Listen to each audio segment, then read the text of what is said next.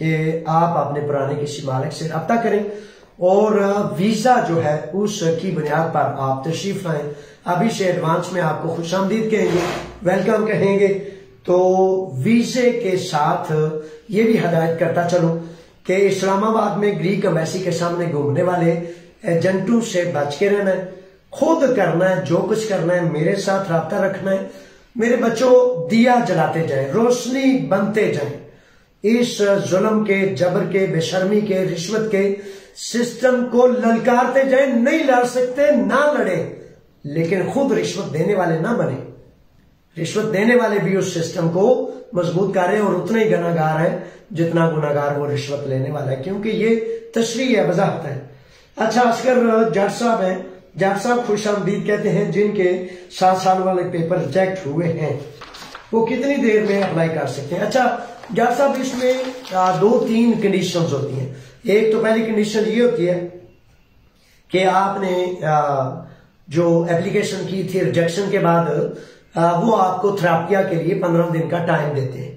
तो 15 दिन के अंदर अंदर आप अपने वकील के जरिए उनको लिखते हैं कि ये यहाँ आपको गलतफहमी होगी या वो सबूत किसी को कमजोर समझते हैं या कुछ, तो उसका जवाब 15 दिन के अंदर अंदर आप देते हैं। अगर वो नहीं कर सकते आप, तो उसके बाद स्टेज होती है अदालत को चैलेंज करने की। तो अदालतों का रुख किया करें। रोजाना बेशुमार ऐसे नौजवान 2 से लेकर मगरिब तक मैं तकरीबन ऑफिस में होता हूं, तो अल्लाह करीम की रजा के लिए काम करता हूं। तो आप भी आ जाए अगर आपका कोई मसला है, ताकि आपके मसाइल के हवाले से मैं आपकी रहनुमाई कर सकूं। तो इसमें अदालतों के अलावा कोई रास्ता मौजूद दूसरा नहीं। बार बार कहता हूं, कल भी एक केस आया था स्प्रोपिंगो से, तो जाहिद नामी थे, वीजे पर आए थे। कहते हैं कि मैं अपना सारा टैक्स जो है वो दे आया मालिक को, तो मालिक ने नहीं अदा किया। तो मेरे बच्चों बोले ना रहा करें, थोड़ा सियाने हो जाए।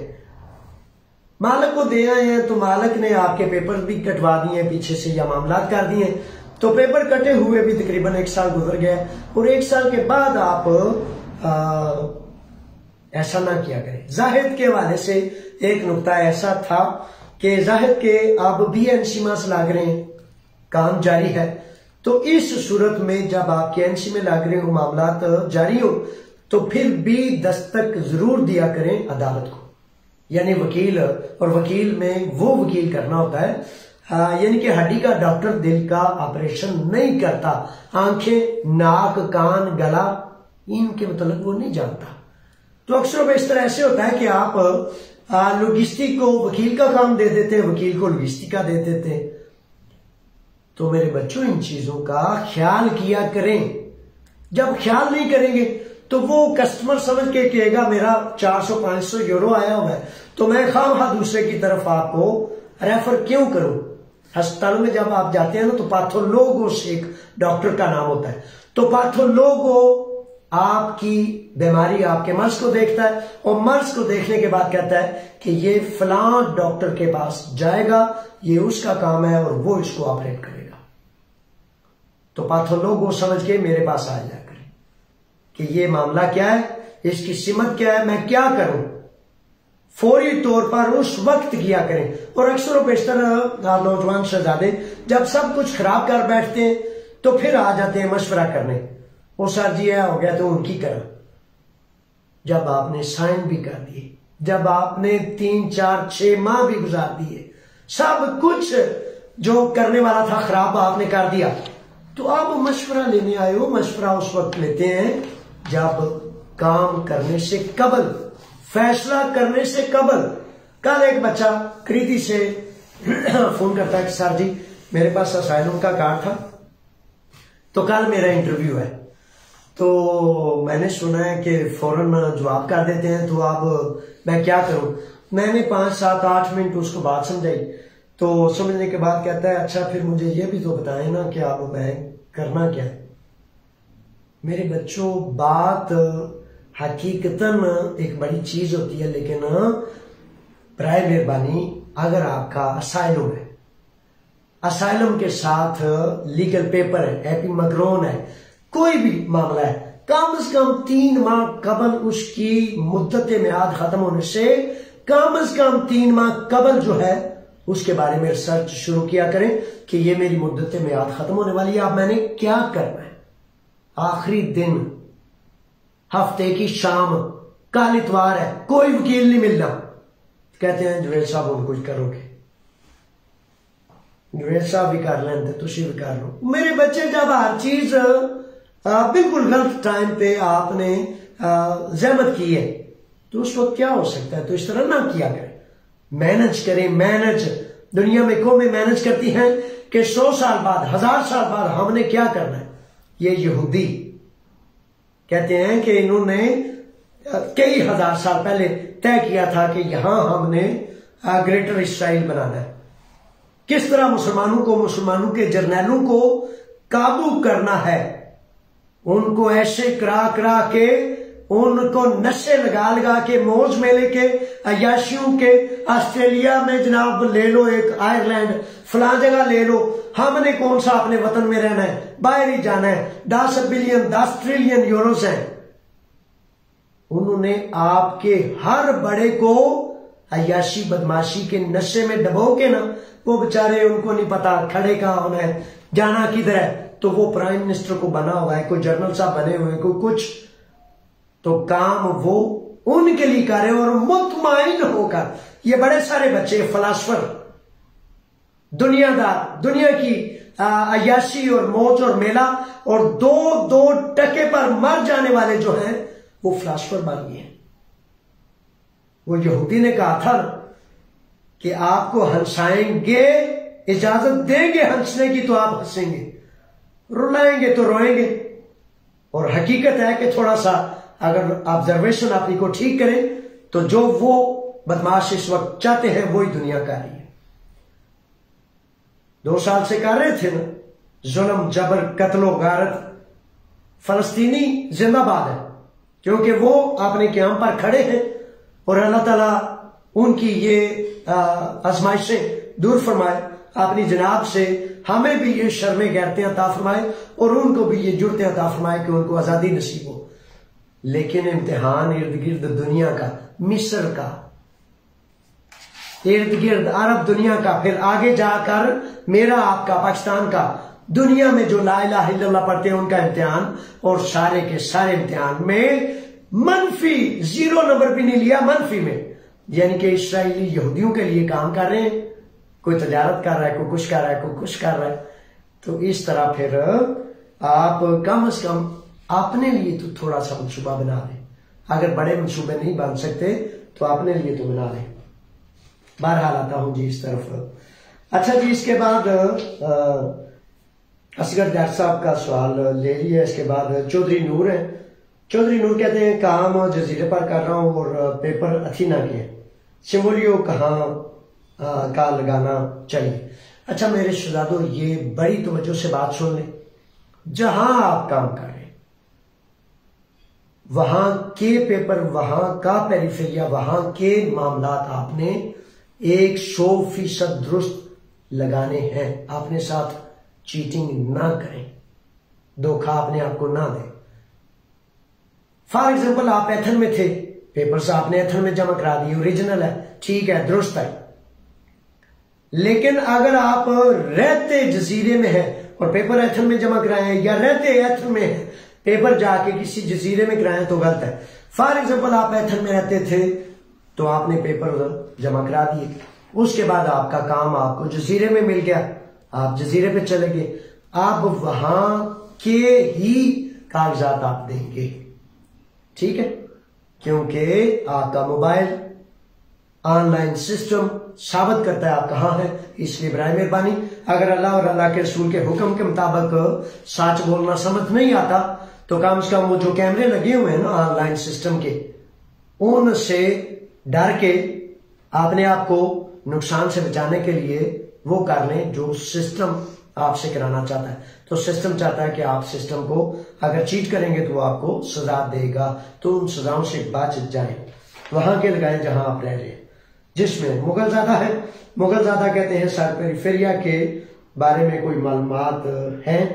मुगलजादा है तो बड़ा शहजादा बंदा, लेकिन आजकल ना काम है इसके पास बड़ा, तो जल्दी में सवाल अधूरा लिखा है। पेरीफेरिया के बारे में क्या बेग साहब आपको बताऊं, पेरीफेरिया बड़ी सुस्ती से काम कर रहे हैं, बड़ा लेट काम कर रहे हैं, जानबूझकर पॉलिटिकल फैसला है कि जल्दी पेपर्स क्लियर नहीं कर रहे, क्योंकि जब जल्दी क्लियर किए जाते हैं तो ये लोग आगे चले जाते हैं, पीछे चले जाते हैं और पहले वर्किंग हैंड्स नहीं है। फॉर एग्जांपल आपको ये पेपर मिल जाए तो आप तो फौरन वतन जाएंगे, क्योंकि 2-4 ऊपर तले ऐसे मामला पेश आए हैं आपके साथ। मैं जानता हूं जाती तौर पर कि फौरी तौर पर आपने जाना है, तो फिर उस दुकान में जहां आप अकेले काम करते हैं तो वो कैसे चलेगी, तो इसलिए उसको छोड़े। लेकिन इसलिए पॉलिटिकल फैसला है कि मुतसब्बन की वजह से, नस्ल परस्ती की वजह से ये किया जाता है। इसका हाल सोल्यूशन हकीकतन बड़ा अच्छा मौजूद है कि लेकिन ना आपने करना है, ना मजदूर बेचारा क्याम करता है, ना करना चाहता है, बस ये चाहता है कि कोई कर दे, मैंने नहीं करना, कोई कर दे, जवेद साहब ने दस रहा कर लें, कल ही कर लें। तो इस तरह फिर होता नहीं है। चाहिए तो ये कि यूरोपीय यूनियन में भी इसका एक आवाज पहुंचे, केस जाए कि भाई मुतसब्बन किया जा रहा है और हुकूमती नस्ल परस्ती की वजह से मजदूर को 3-3 साल पेपर्स जो हैं रीन्यू तक नहीं करके दिए जाते। नए और पुराने बच्चे, नौजवान मजदूर ज़हनी तौर पर इस प्रॉब्लम और बीमारी का शिकार हो गए हैं कि पेपर्स कब आएंगे और कब उनका कार्ड क्लियर होगा। तो ये जानबूझकर पॉलिटिकल फैसला है। हजारों लोगों को चाहिए कि वजारत इमिग्रेशन के सामने 1-2-3 इज्तिमात करें और उसके बाद यूरोपीय यूनियन इस पर फैसला करे कि भाई ये क्या आपने खंड बनाया हुआ है। लेकिन आपने खड़े नहीं होना, आपने क्याम नहीं करना, इसलिए इनका तुका चला हुआ है 3-4 साल से, पिछले से, और ये चलाते जा रहे हैं। नुमान आजम साहब हैं, खुश आमदीद मेरे शेर। कहते हैं जो लोग सितंबर से पहले पेपर्स होने की वजह से पकड़े गए हैं, अब इन पर सजा वाला कानून 18 माह वाला लागू होगा या फिर नया कानून अप्लाई होगा 2 साल 5 माह वाला। अच्छा मेरे शहजादे, कानून जब अमलदारी में आ जाता है तो मुझे कभी अंदेशा है कि नया कानून आ जाने की सूरत में नया कानून ही अमलदारी में आता है। लेकिन यहां मैं अब एक आस और उम्मीद की किरण महसूस कर रहा हूं। हरास्ती कैंपों से लेकर बाहर तक जितने भी नौजवान शहजादे मौजूद हैं, थोड़ा चुकने हो जाए, होशियार हो जाए। मायूसी तो वैसे ही गुनाह है, कुफर है, और मायूस ना हुआ करें। तो इसमें मैं ये चाहता हूं कि असाइलम की एप्लीकेशन लाजिम करें, क्योंकि मनसूबा बन रहा है कि वर्कर्स नहीं है, तो वर्कर्स को कहां से लाना है।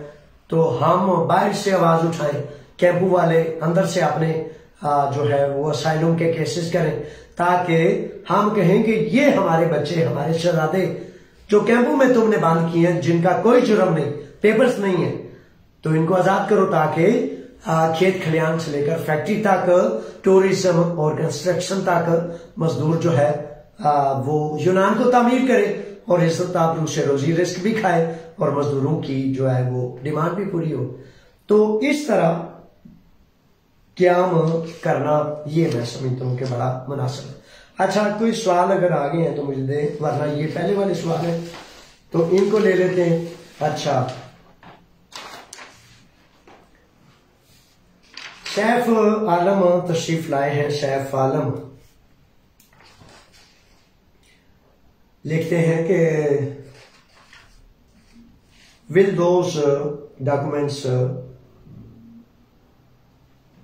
are there to free 4 years old to enter Greece. Is this right? अच्छा मेरे शहजादे सैफ आलम ऐसा है कि ये जो आपने लिखा है 4 years old, अच्छा 4 years old, अब 4 years या 5 years old, इसमें 2 चीजें हैं। सवाल आपका वाज़ेह नहीं है। अच्छा इसमें ऐसा है कि फॉर एग्जाम्पल दो इसमें सूरतें हैं। मैं खुद से अब ये आपके लिखे जो 4 अल्फाज हैं उनमें से मैं फील कर रहा हूं कि शायद ये सवाल हो आपका। अच्छा, आपका अब मामला ये है ना कि कुछ अफराद ऐसे होते हैं जिनके पास फॉर एवर या 10 साल के पेपर्स होते हैं, तो वो 3 साल 4 साल 5 साल भी अक्सर बेशतर अपने मुल्कों में ममालिक में रह लेते हैं, तो पेपर्स वैलिड है तो वो सफर कर सकते हैं। दूसरे आपके सवाल का जुज ये निकल सकता है कि फॉर एग्जाम्पल एक फर्द 4 साल पहले यहां से चला गया, पेपर वैलिड नहीं या पेपर खत्म हो गए हैं या थे ही नहीं कभी, तो अक्सर बेशतर सुना और सुनाया जाता है कि 5 साल पाबंदी होती है। बेशुमार लोग IOM से टिकट लेकर गए, खुद डिपोर्ट होकर गए या मुख्तलिफ मराहल में, तो उन्होंने एप्लीकेशन की, मालिक ने एप्लीकेशन की कि ये वाला मजदूर मुझे दरकार है, मुझे चाहिए, तो उस हवाले से उस मजदूर को दोबारा वीजा मिला और दोबारा आके वो काम कर रहे हैं। तो इस तरह की मुख्तलिफ सूरतें मौजूद हैं। असगर मैकन साहब हैं, खुश आमदीद मैकन साहब आए हैं जनाब। मैकन साहब लिखते हैं, सर पालिनी से कार्ड मिला लेकिन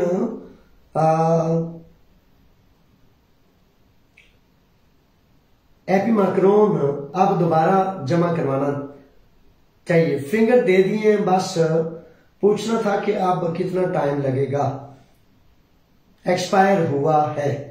अच्छा, ये बड़ा मसला है मैगन साहब के एक्सपायर शुदा, यानी कि पालिनी और पिरिया में अक्सर बेशतर कार्ड्स खत्म हो चुके होते हैं, उनकी मुद्दत म्याद खत्म हो चुकी होती है, तो वो आते हैं। ये ज्यादती है बड़ी, इसीलिए मैं कहता हूं ये हुकूमत यूनान की तरफ से नस्ल परस्ताना हमला है, जिसको आप सारे के सारे बर्दाश्त कर रहे हैं और क्याम नहीं करते, खड़े नहीं होते। तो अब सवाल आपका ये है कि क्या ये जल्दी आ जाएगा? मेरे शहजादे, मेरे शेर, कानून के मुताबिक आप फौरी तौर पर एप्लीकेशन करें, जल्दी नहीं करते ये, लेकिन तवक्को है कि अब हुकूमत, ये जो बेचारा थानोस प्लेवरी जो मौजूदा इमिग्रेशन वजीर है, वो कहता है जी हम जल्दी किया करेंगे, तो खैर की तवक्को रखते हैं, आप जमा कराएं, लेकिन अभी तक ऐसा नहीं हुआ। अहमद साहब हैं, खुश आमदीद। अहमद शेर लिखते हैं कि सर 2024 की दिलोसी कब तक चलेगी? 2025 के एंड तक, 2026 के मार्च तक एपी मैक्रोन के लिए। अच्छा मेरे शहजादे, दिलोसियां जब नई शुरू हो जाती हैं ना, फॉर एग्जाम्पल साल तो खत्म होता है जनवरी से दिसंबर तक, लेकिन दिलोसी शुरू होती है मार्च के बाद, अप्रैल मई जून जुलाई इन महीनों में। तो दिलोसी पिछली, जब आप फॉर एग्जाम्पल जनवरी फरवरी में पेपर्स जमा कराते हैं, तो फिर अब 25 है तो 24 की लगेगी, 24 तक ही की लगेगी, और अगर 26 आ गए तो फिर आपकी दिलोसी 25 की लगेगी, क्योंकि सन 26 में दिलोसी 25 की होगी। ये सादा से मामला होते हैं, पिछले साल की दिलोसी लगती है। अरसलान असलम साहब हैं, कहते हैं कि सर मैंने अप्लाई किए हुए हैं, 7 माह हो गए हैं, अभी परमिट नहीं निकला, अब क्या हो सकता है आप बता सकते हैं? मेरे शहजादे, आप के लिए दुआएं हो सकती हैं, आपने परमिट अप्लाई किया हुआ है। तो बड़ी दफा ऐसे होता है कि पेरिफेरिया जो जिली यूनिट है, जहां यानी कि एप्लीकेशन की जाती है, तो अक्सर बेशतर तो ऐसा होता है कि 2 से 3 माह के अंदर अंदर उसका जवाब आ जाता है, और कई दफा 2 हफ्ते बाद भी आ जाता है। अब आपके परमिट को 7 माह हो गए, ये थोड़ा सा अरसा दुरानिया ज्यादा है। बात बात ऐसे भी होता है कि मुख्तलिफ इलाकों में मजदूर का जो मुतालबा है वो कम होता है, जिसकी वजह से थोड़ा टाइम भी लग जाता है। तो हुस्न जान रखते हैं, टाइम लिमिट ये ज्यादा है, तो जल्दी आना चाहिए, 2-3 माह के अंदर अंदर एप्लीकेशन के बाद जवाब आ जाना चाहिए, खासतौर पर इन एप्लीकेशन के। मोहम्मद जैन है, मैर जैन अली लिखते हैं, सर 3 साल वाला कार्ड कब आएगा? मेरे शहजादे, कार्ड तकरीबन 1.5 साल के बाद तकरीबन आ जाते हैं, पहले इब्तिदा में तो जिन नौजवानों ने फरवरी में कराए उनके कई के फरवरी में ही आ गए थे, यानी कि 2-3 हफ्ते या 2-3 माह के अंदर अंदर। अब उसके बाद मार्च अप्रैल के बाद कार्ड्स को इन्होंने लेट कर दिया, लंबा कर दिया, और कार्ड को बहुत ताखीर की जा रही है।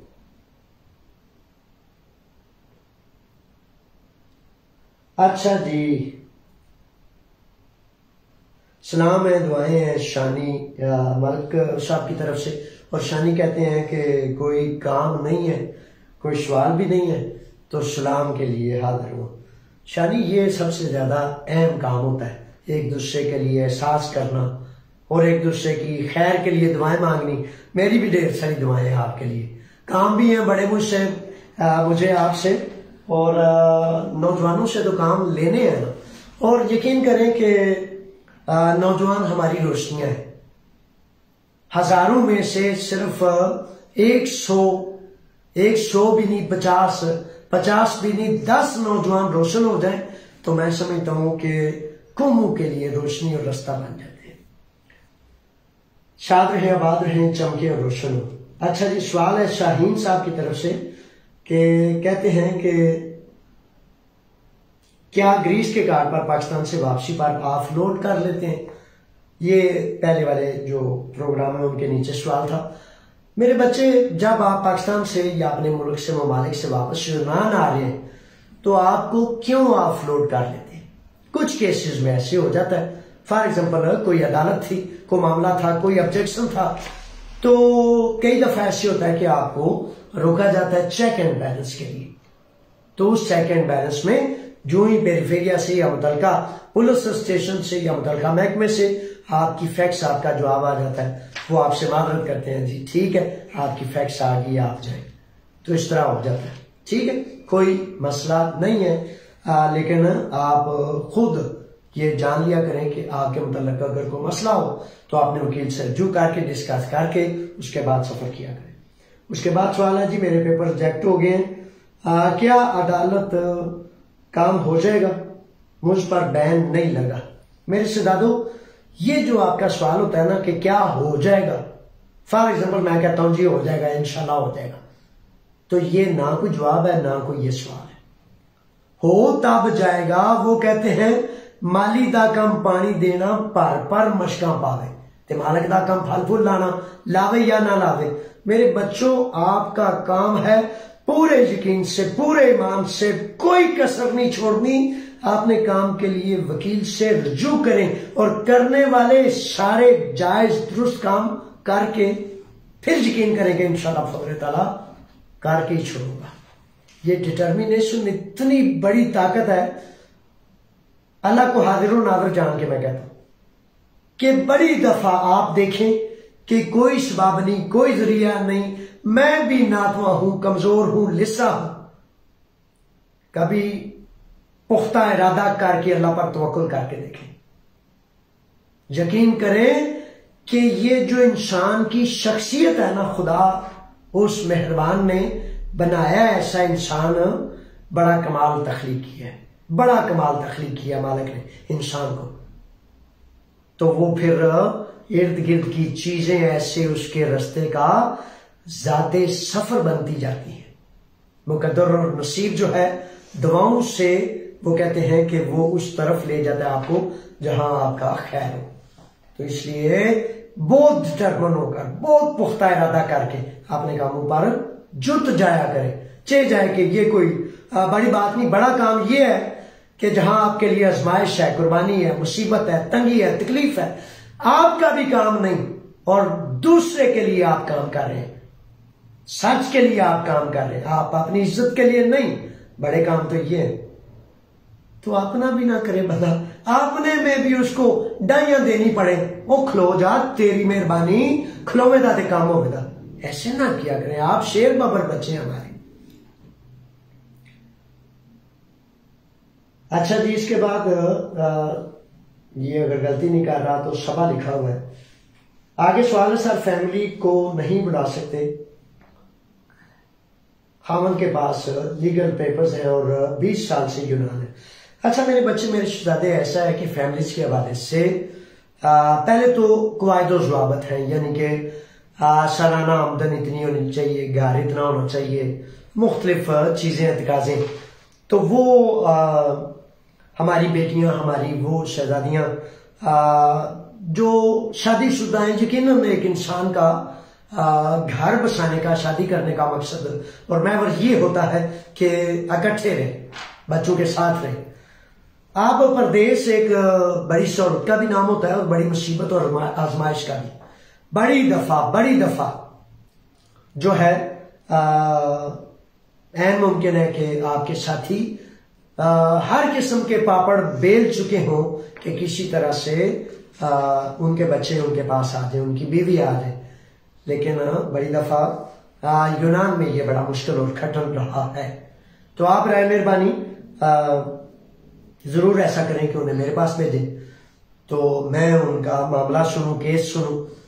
ना कोई मेरी फीस है, ना कोई लेन है, ना देन है, बस अल्लाह की रजा के लिए खैर का काम करता हूं। तो आ जाए ताकि मैं उनके मामला तो देख के, सुन के, तो फिर उनको रहनुमाई मुयस्सर करूं।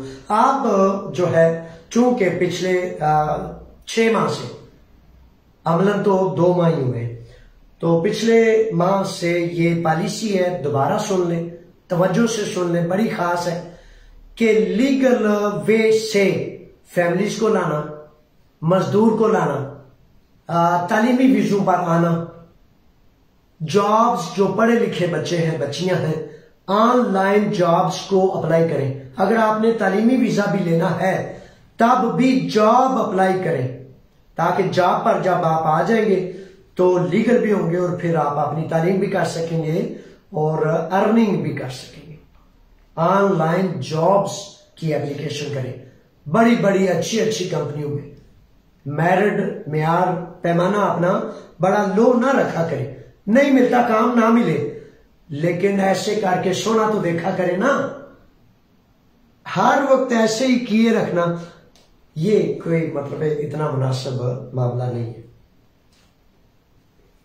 अच्छा जी, इकराम साहब है, कहते हैं जावेद शहर पाकिस्तान इस्लामाबाद ग्रीस एम्बेसी ने वीजा नहीं दिया, 5 नंबर पर टिक लगा के दोबारा अप्लाई कर सकते हैं। अच्छा, ऐसा है कि ग्रीक एम्बेसी हकीकतन अभी तक, ये एक नौजवान शहजादे का सवाल भी था कि जनाब अगर इतने मजदूरों की जरूरत है तो एम्बेसी जो है वो वीजे क्यों रिजेक्ट कर रही है। मेरे शहजादों, एम्बेसियां या चेक एंड बैलेंस कवानीन इसलिए होते हैं किसको देना है किसको नहीं देना। दरवाजा इसीलिए होता है ना कि कोई दस्तक करे जिसके लिए दरवाजा खोलना है या नहीं खोलना। वीजा भी यही होता है कि भाई इसको देना है या नहीं देना। तो कौमों का आपस में एक रबत होता है, कोई दोस्त होता है, कोई दुश्मन होता है।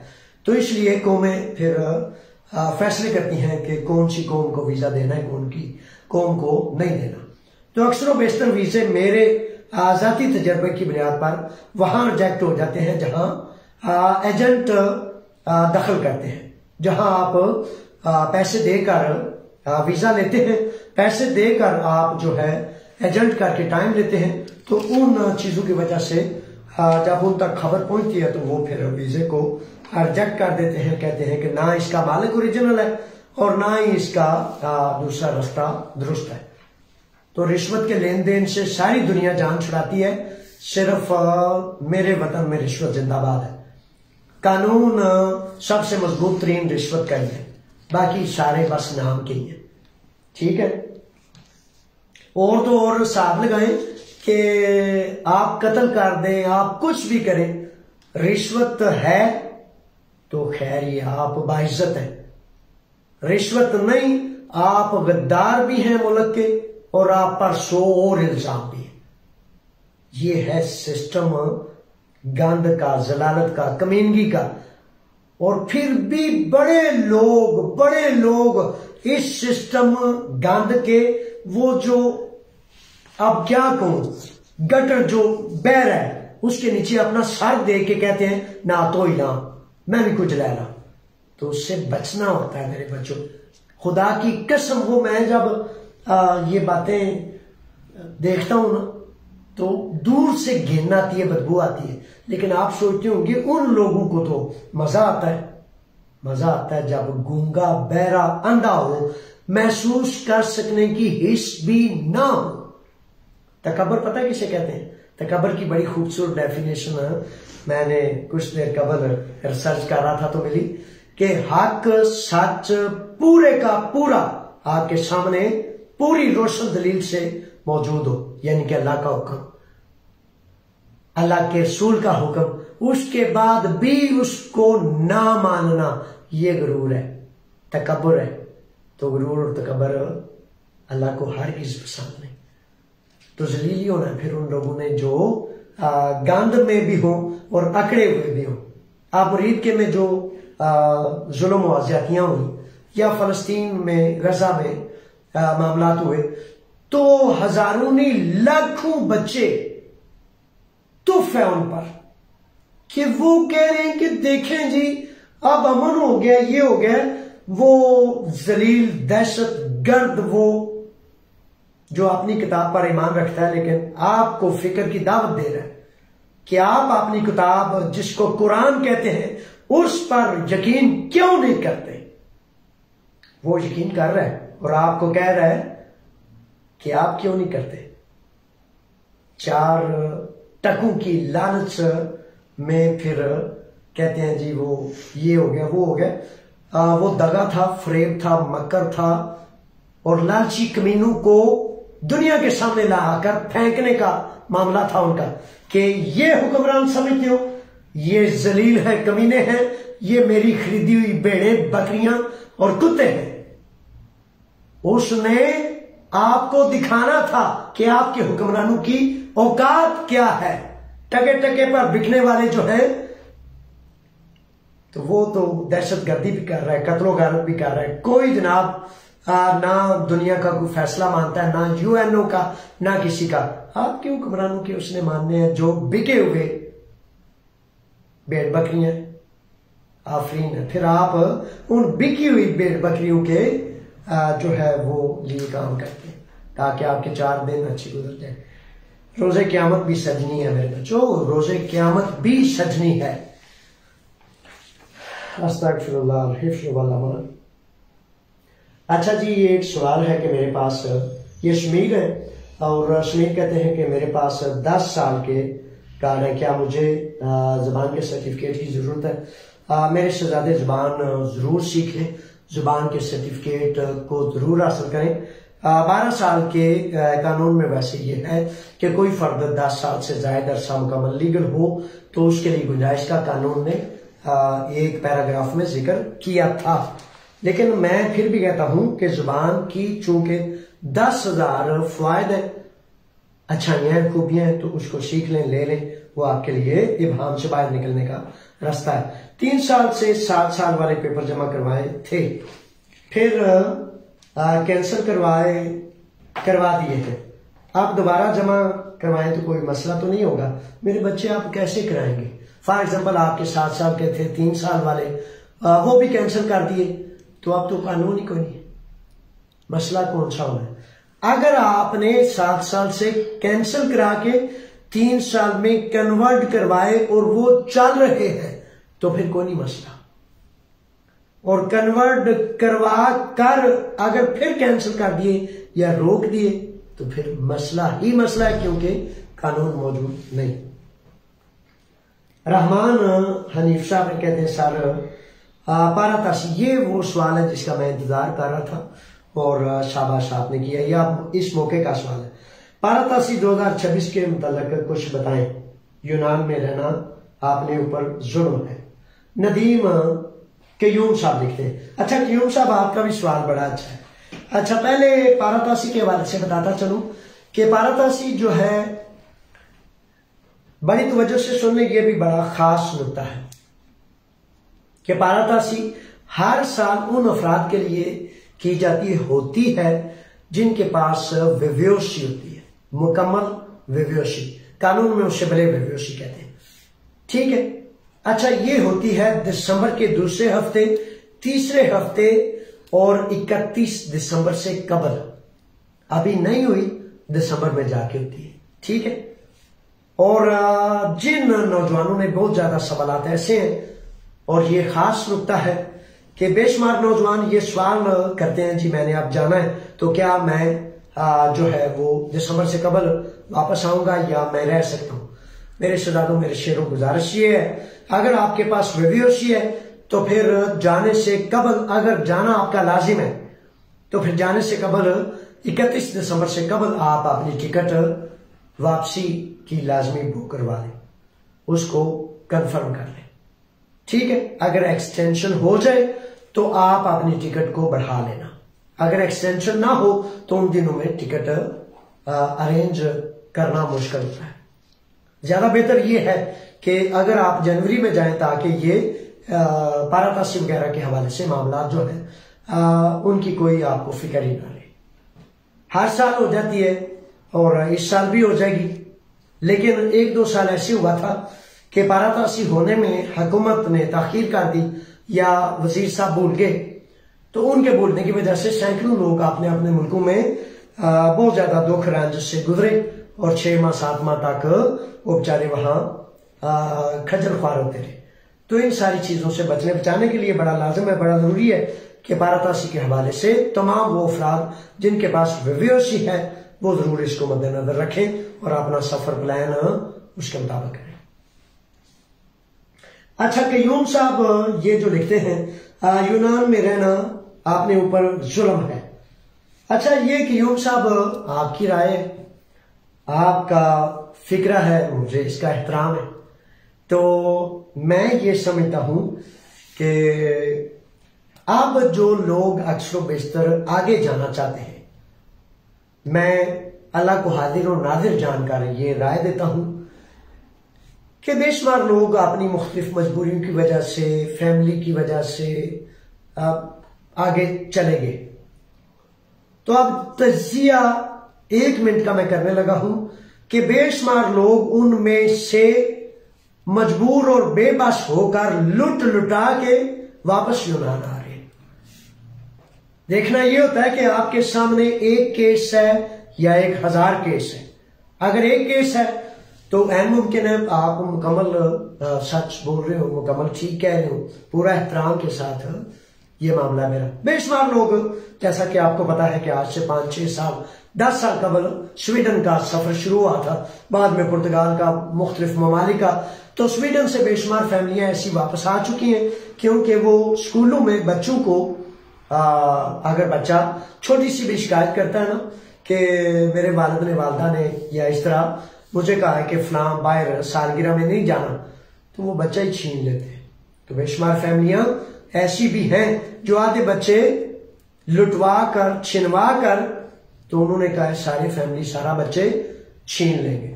मियाँ बीवी से ज्यादा, बीवी मियाँ से ज्यादा बच्चे ले जाते हैं। तो मेरे बच्चों, कमाई क्या है, आपका फ्यूचर क्या है? यानी कि आपके बच्चे आपसे छीन लें, आपकी बीवी आपसे जुदा हो जाए, आपका कुनबा कबीला घराना सारे तार तार हो जाए। ये तो सबसे बड़ा नुकसान है। आफरीन है उन बच्चों को, उन नौजवानों को। कुछ फैमिलियों को ऐसी को भी मैं जानता हूं जिन्होंने इस खतरे को महसूस किया और कुछ भी नुकसान होने से कबल वो वापस यूनान आ गए और अब यूनान में वो काम कर रहे हैं। मैं आप इन बेशुमार चीजों के तज्जिए के बाद ये कहता हूं कि हरगिज दूसरे मुल्कों में ना जाए, क्योंकि आप यूरोपीय यूनियन के कवानीन के हवाले से तनहाएं भी बेहतर की जा रही हैं, मामलात भी ऐसे हैं, कवानीन भी बेहतर से बेहतर किए जा रहे हैं ताकि मजदूर इधर उधर ना दौड़े, ना भागे।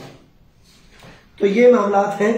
और फॉर एग्जाम्पल बेशुमार केसेस ऐसे भी हैं जिनमें बच्चों को, नौजवानों को कहा गया कि यहाँ जनाब तनख्वाह जो है 2000 यूरो है और आपके मुल्क में तनख्वाह जो है 800, 900 है, 1200 है। तो वो कहते हैं 2000 किथे थे, 800 किथे, चलिए आगे फ्यूचर।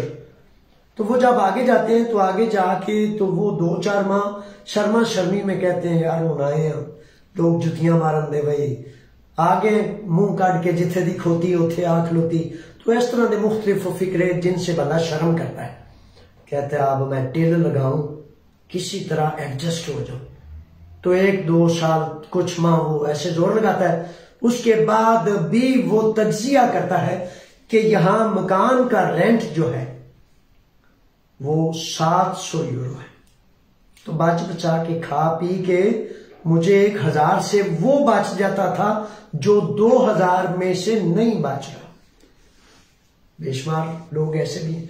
तो सारे के सारे मामला का तज्जिया करना चाहिए और उस तज्जिए पर मैं ये कहता हूं, कल भी एक नौजवान शहजादे हसनैन आए हुए थे, मुजम्मल थे हसनैन और जायद, ये 3 शहजादे अस्ट्रोपिगो से। तो उन नौजवानों को, बच्चों को भी एक कह रहा था कि मैंने आगे जाना है। तो मैंने कहा कि मेरे शहजादे 10-12 साल की जो इन्वेस्टमेंट है आपके पास, कहता जी कौन सी इन्वेस्टमेंट? मैं कहा जो आपको जुबान आती है, जो इलाके, गलियां, चौक चौराहे, आना जाना, आप किसी के मोहताज नहीं। तो इसलिए ये बहुत बड़ी इन्वेस्टमेंट है। किसी भी मुल्क में जाएंगे, किसी भी इलाके में जाएंगे, तो इसका मतलब और मानी ये है कि आप 0 से शुरू करेंगे। तो बेशुमार चीजें होती हैं। तो नौजवान बच्चे जो आगे जाना चाहते हैं, मैं समझता हूं कि उनको अपनी इन्वेस्टमेंट जाया नहीं करनी चाहिए। जुबान सीखें, मुख्तलिफ कोर्सेज सीखें, कारोबार करें, अपनी तजारत करें। 3 साल वाले बच्चे जिनके परमिट पर कारोबार नहीं किया जा सकता, 7 साल वाले नौजवान जिन पर कारोबार नहीं किया जा सकता, उनको भी मैं ये गौर और फिक्र की दावत देता हूं, मेरे बच्चों कंपनियां बनाएं।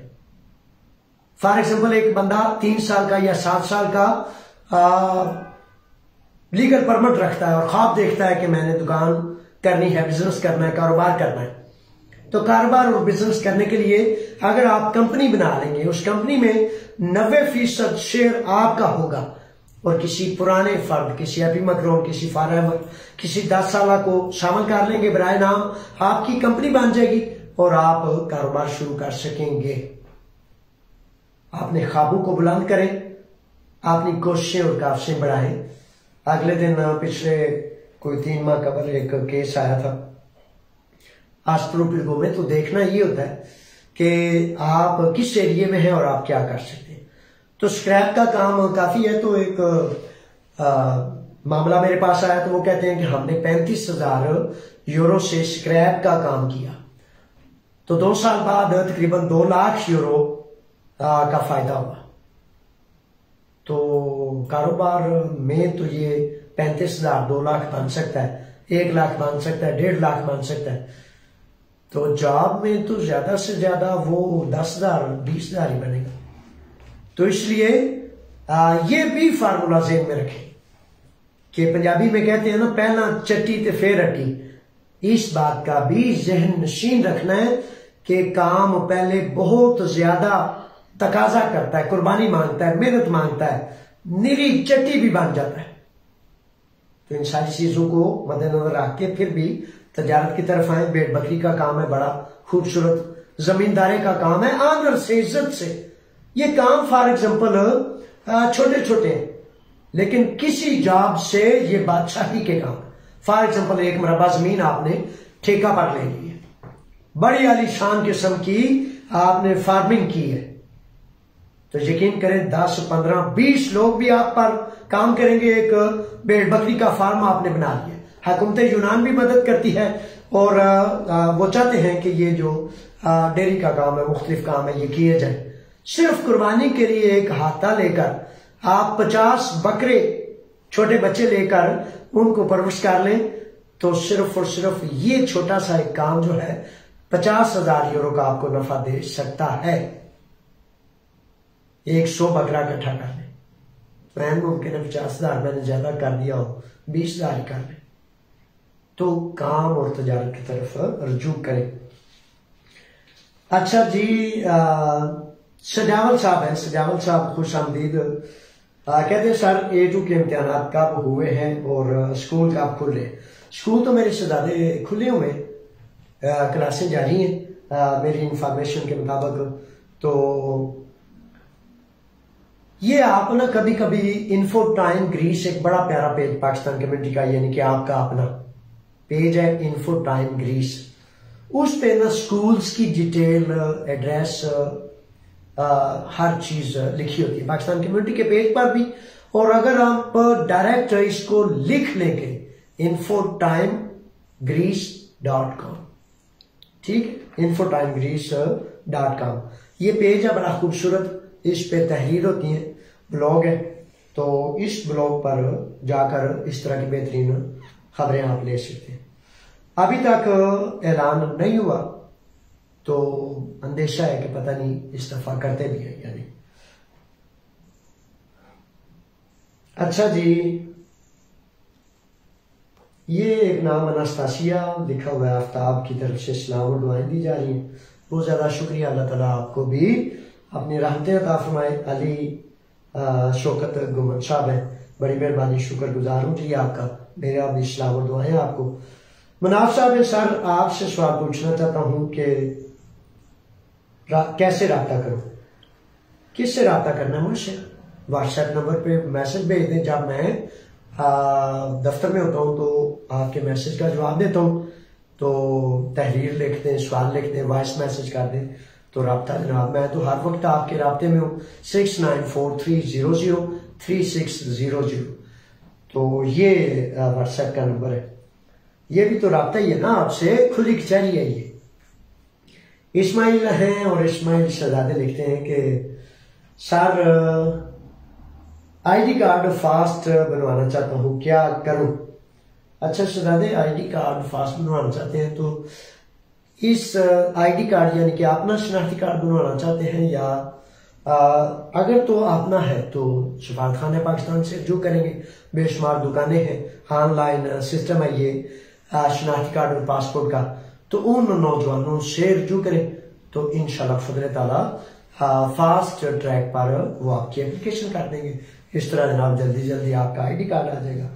उमर है और उमर कहते हैं यहाँ मैं आयादोनी मेट्रो स्टेशन पर, बेशुमार नौजवान है, अमूनिया सारे अपने अपने काम में माहिर हैं। तो तनवीर हुसैन जलंधरी साहब है, उनका नंबर है 6943006334, तो उनसे भी रब्ता कर लें। एक नेक नियत हॉनेस्ट दुकानदार है, ईमानदारी बेहतरीन हिकमत अमली है, सबको ईमानदार होना चाहिए, तो रब्ता कर लें तो इंशाल्लाह तनवीर जलंधरी साहब भी ये काम करते हैं। उमर है, उमर कहते हैं अदालत के बाद रिजेक्ट के बाद आप क्या हल हो सकते हैं? अदालत के रिजेक्ट के बाद क्या हल हो सकता है? ये अब आगे लिखते हैं, बाद में बर्थ सर्टिफिकेट मुहैया कर दिया, इसके बाद अदालत से रजू किया, वो भी रिजेक्ट हो गया। मेरे शहजादे अब ये जो सवाल है ना, ये असल में काफी तकाजा करता है तफसील का, तो इसकी तफसील आपके वकला के पास मौजूद होती है कि क्या वकील ने किया, क्या आपके पास मौजूद था और क्यों अदालत ने उसको रिजेक्ट किया। तो इसलिए ये सारी चीजें मेरे शहजादे अपने वकील से करें। अहम मुमकिन है कि अदालतों की कुछ स्टेजेस होती हैं, तो पहली स्टेज के बाद दूसरी स्टेज में, यानी कि सिविल कोर्ट के बाद हाई कोर्ट होती है, हाई कोर्ट के बाद सुप्रीम कोर्ट वगैरह, तो इस तरह अहम मुमकिन है कि वो ऊपर वाली स्टेज पर आपके केस को चैलेंज कर सके, लेकिन उस ही वकील से ये ज्यादा मालूमात आपको फराहम होगी। ये है जनाब वो चीजें, ये वो सवालात, वो हुक्म जो आपने भेजे और मैंने आपकी खिदमत में उसका जवाब पेश कर दिया। शाद रहें, आबाद रहें। एहसास जो है ना, इससे अपने आप को महरूम नहीं करना। वो है ना कि उस जो नरमी से, एहसास से महरूम हो गया ना, वो खैर से महरूम हो गया।